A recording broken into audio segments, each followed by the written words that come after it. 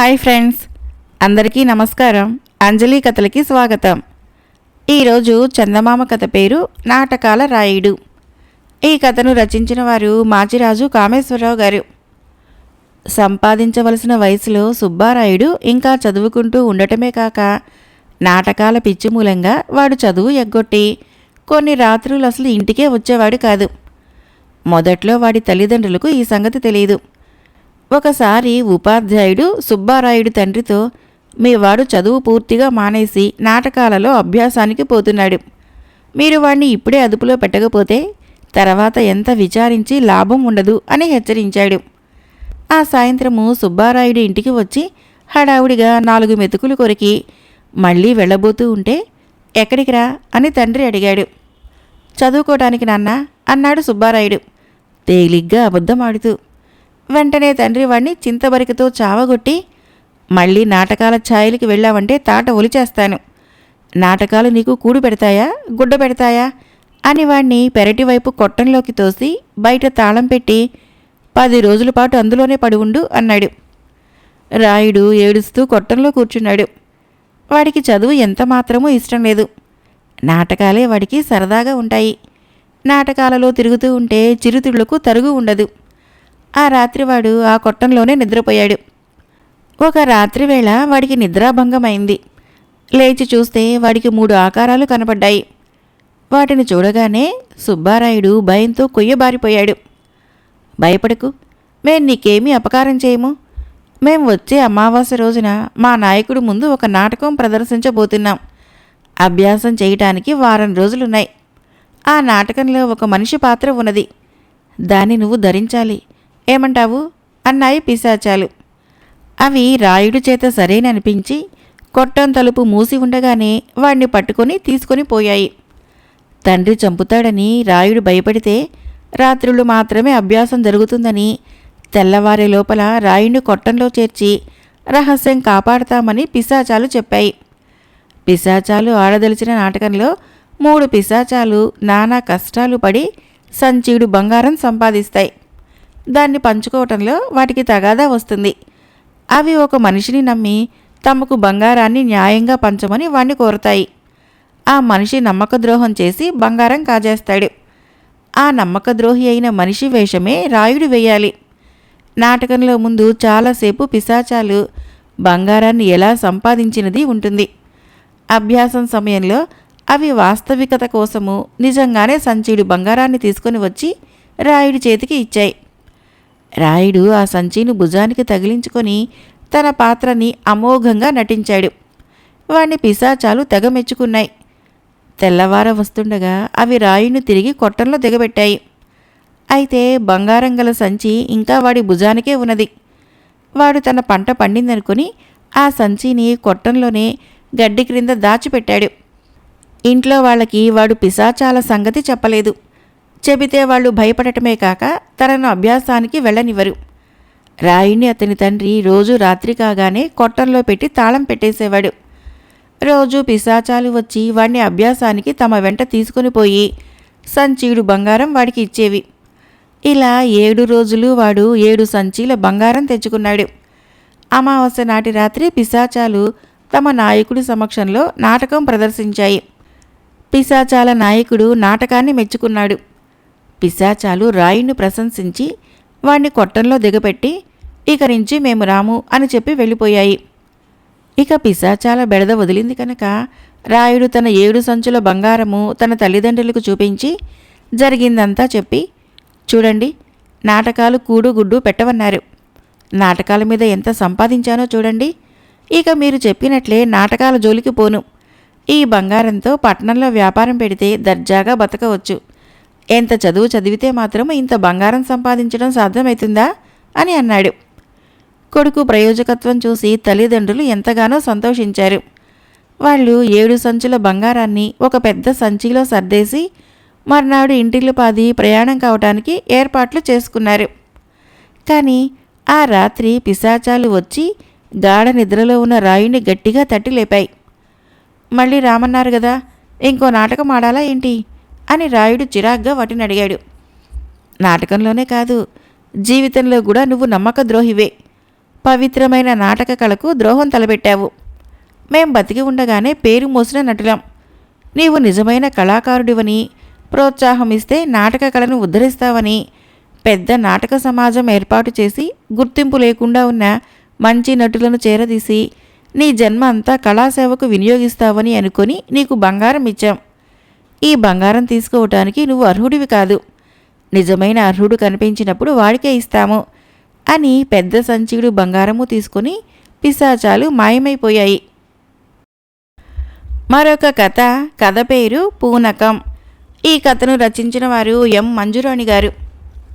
ఒక కొండ ప్రాంతంలో ఒక గొల్లపల్లి ఉండేది. అక్కడ అందరూ గొల్లలే.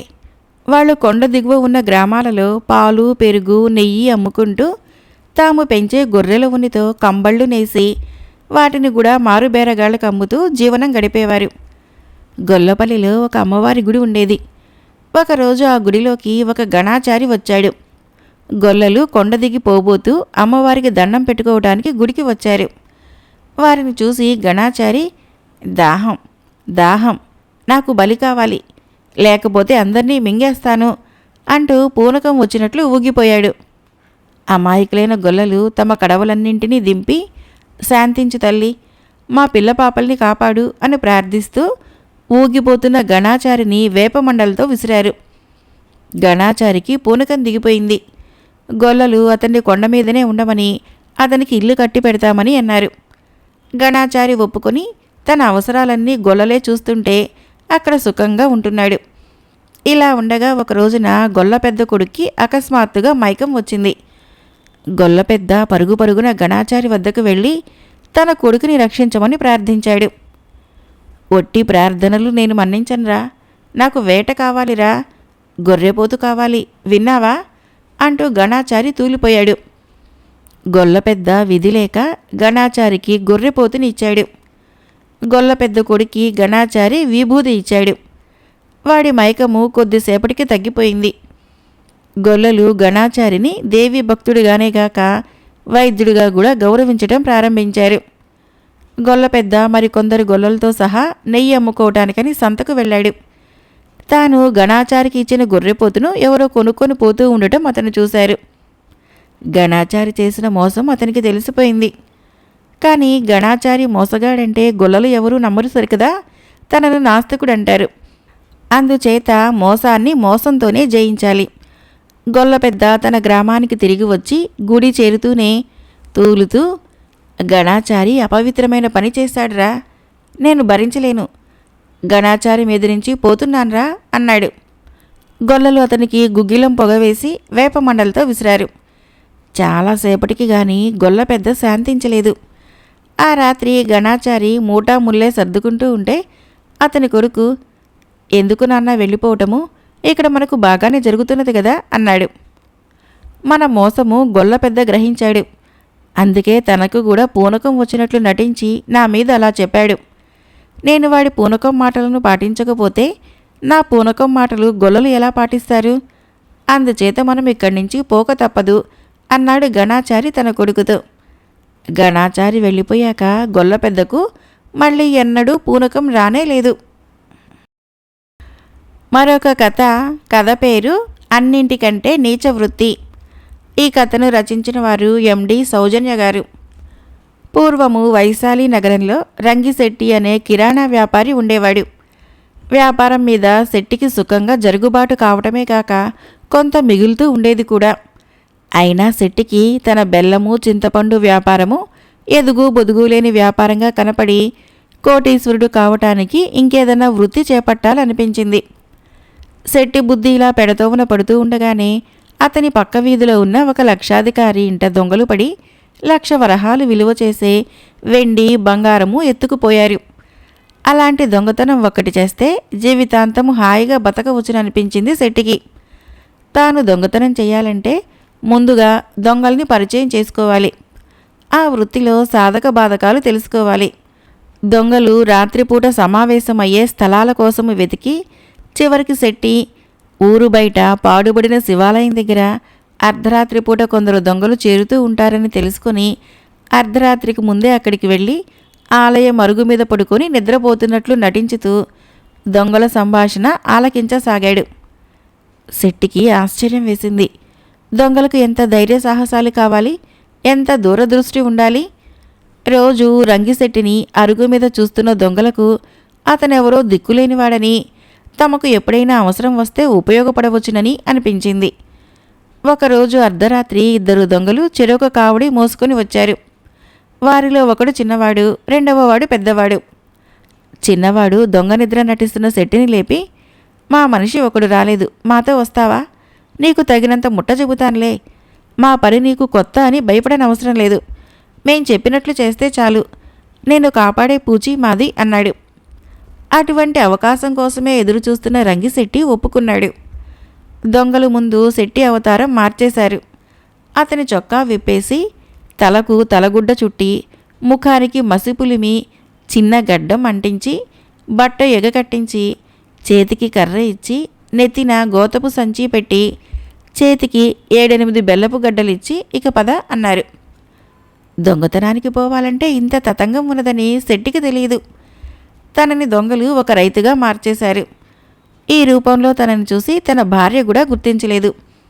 ఇలా ఆలోచించుకుంటూ పోతున్న శెట్టి చీకట్లో చూడక దారిలో పడుకుని ఉన్న ఒక వీధి కుక్క తోకని తొక్కాడు. అది గట్టిగా మొరగటం ప్రారంభించింది.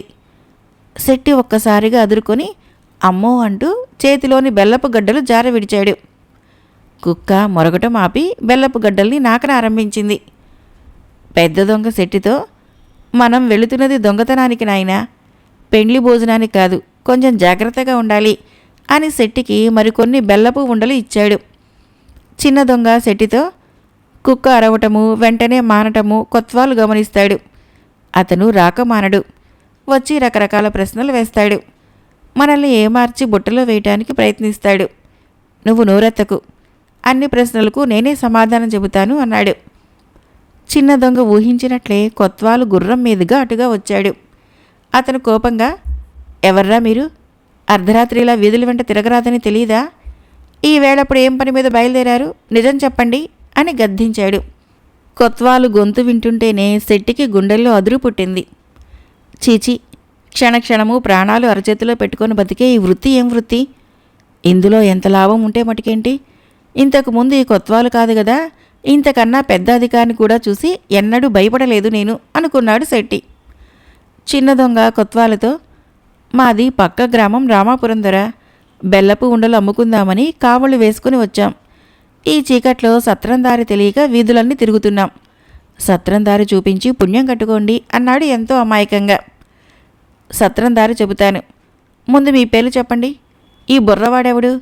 కాయ కష్టం చేసేవాళ్ళ లేడే అన్నాడు కొత్వాలు శెట్టిని చూపించి. శెట్టికి గుండెదడ పుట్టింది. నా పేరు రాములండి, వీడు మా అన్న కిష్టయ్య, ఈయన మారుబేరగాడు మంగయ్య. కాయ కష్టం చేయకుండానే లాభాలు తిని బుర్ర పెంచాడు అన్నాడు చిన్నదొంగ. కొత్వాలు నవ్వి సత్రం దారి చెప్పి, ఓ గడియలో సత్రం కేసు వస్తాను. మీరు ముగ్గురు ఉన్నారో లేదో చూస్తాను, జాగ్రత్త, వెళ్ళండి అన్నాడు. బ్రతుకు జీవుడా అనుకుంటూ ముగ్గురు ముందుకు సాగారు దొంగతనానికి. ఇప్పటికీ శెట్టికి దొంగ వృత్తి మీద పూర్తిగా యావగింపు కలిగింది. అడుగడుగున అబద్ధాలు, క్షణక్షణము భయము. ఇంకా దొంగతనం చేయకమునిపే ఇలా ఉంటే వృత్తి చేపట్టినాక మనశ్శాంతి పూర్తిగా పోవటం ఖాయం. చచ్చినా ఈ వృత్తిలోకి దిగరాదు, ఎలాగైనా ఇక్కడి నుంచి తప్పించుకుపోవాలి అనుకున్నాడు శెట్టి. ముగ్గురు ఒక పెద్ద ఇంటి ముందు ఆగారు. అదే వాళ్ళు కొల్లగొట్టదలుచుకున్న ఇల్లు. నేను తాళం పగలగొడతాను, మనిద్దరము లోపల పని ముగించుకుని వచ్చేదాకా ఇతను బయట కాపలా ఉంటాడు అని కూడబలుక్కొని దొంగలు తాళం పగలగొట్టి లోపలికి వెళ్లారు. వెంటనే రంగిశెట్టి అక్కడి నుంచి కదిలి తన ఇంటికి బయలుదేరాడు. అతను తమ వీధి మలుపు తిరుగుతూ ఉండగా రాజభటులు ఒక దొంగని పెడరెక్కలు విరిచికట్టి కొరడాలతో బాదుతూ చెరసాలకేసి తీసుకుపోతూ కనిపించారు. దొంగ వెంట వాడి భార్య పిల్లలు గోలగోలగా ఏడుస్తూ పోతున్నారు. ఆ తెల్లవార వచ్చే సమయంలో ఇది చూసిన గ్రామస్తులెవరూ అయ్యో పాపం అనలేదు. శెట్టికి ఆ దొంగ మీద కొండంత జాలి వేసింది. ఇదేం వృత్తో గాని పట్టుబడ్డవాణ్ణి ఎంత శిక్షించినా లోకం ఇంకా శిక్షించాలనే అనుకుంటుంది. నేను పట్టుబడినా నా గతి ఇంతే కదా అనుకున్నాడు అతను. శెట్టి దొడ్డిదారిన లోపలికి వెళ్ళి తన వేషం పూర్తిగా కడిగేసుకొని ప్రశాంత మనస్సుతో తన ఇంటి అరుగు మీద పడుకున్నాడు. బాగా తెల్లవారినా నిద్రలేవని శెట్టిని అతని భార్య లేపి కొత్వాలు 2 దొంగల్ని తెల్లవారుజామున పారిపోతూ ఉంటే వెంట తరిమి కత్తులతో చంపిన వార్త చెప్పింది. మరొక కథ పేరు గుణపాఠం. ఈ కథను రచించిన వారు ఎన్ రామకృష్ణ గారు. రామయ్య భార్య సీతమ్మ. రామయ్య తల్లి దుర్గమ్మ కొంత గయ్యాళి స్వభావం కలది. ఆమెకి ఏమీ తోచినప్పుడు కోడల్ని పట్టుకొని దేనికో ఒకదానికి సాధిస్తూ ఉండేది. ఒకరోజు తెల్లవారుజామున దుర్గమ్మకు ఒక కల వచ్చింది. ఆ కలలో సీతమ్మ దుర్గమ్మకు ఎదురు తిరిగింది. మాటలతో పోనీయక అత్తగారి మీద చెయ్యి కూడా చేసుకున్నది. దుర్గమ్మకి పెద్ద దెబ్బ తగిలింది. దుర్గమ్మ దిగ్గున లేచి కూర్చున్నది. తెల్లవారుజామున వచ్చిన కలలు నిజమైతాయంటారు. దుర్గమ్మ లేస్తూనే తన కోడలి మీద దండకం మొదలుపెట్టింది. రాత్రి కలలో నన్ను కొడతావుటే, ఏం నీ పొగరుబోత్తనము అంటూ సీతమ్మను ముట్టింది. సీతమ్మ ఏమీ అనలేదు. రామయ్య ఇదంతా చూస్తూనే ఉన్నాడు. కానీ ఏం చేస్తాడు, తల్లి నోరంటే అతనికి భయమే. రోజు రోజుకి దుర్గమ్మ ఆగడం మించిపోతున్నది. ఆమెకు తరచుగా కలలు రావటము, వాటిని సాకుగా పెట్టుకొని ఆమె కోడల్ని హింస పెట్టడము రాను రాను మితిమీరింది. రామయ్య ఎన్నోసార్లు తల్లిని ఇంట్లో నుంచి గెంటేయాలనుకున్నాడు. కానీ వివేకం అడ్డు వచ్చేది. కన్న కొడుకే ఆమెను బయటికి గెంటేస్తే ఆమెకు దిక్కెవరు? అందుచేత ఆమెకు తెలివిగా గుణపాఠం చెప్పాలనుకున్నాడు. రామయ్య ఒకరోజు ఉదయం లేస్తూనే తల్లి దగ్గరికి వచ్చి నమస్కారం చేసి, అమ్మా, నాకొక కల వచ్చింది. అందులో నీకు రోజు డబ్బు ఇవ్వమని వచ్చింది, తీసుకో అని కొంత డబ్బు చేతిలో పెట్టాడు. మా నాయనే అంటూ మురిసిపోయింది దుర్గమ్మ. ఇదంతా చూస్తున్న సీతమ్మకి మతిపోయింది. ఆమె రహస్యంగా ఆ మాటే అడిగితే, ఇదంతా ఒక నాటకం, నువ్వేమీ ఎరగనట్లు ఊరుకో, మా అమ్మకి ఒకసారి గట్టిగా బుద్ధి చెప్పాలి అన్నాడు రామయ్య. ఇలా కొన్నాళ్ళు జరిగిన తర్వాత రామయ్య ఒక ఉదయం పూట తల్లి దగ్గరకు వచ్చి ఎంతో విచారంగా ముఖం పెట్టి, అమ్మ, న్యాయస్థానానికి పద అన్నాడు.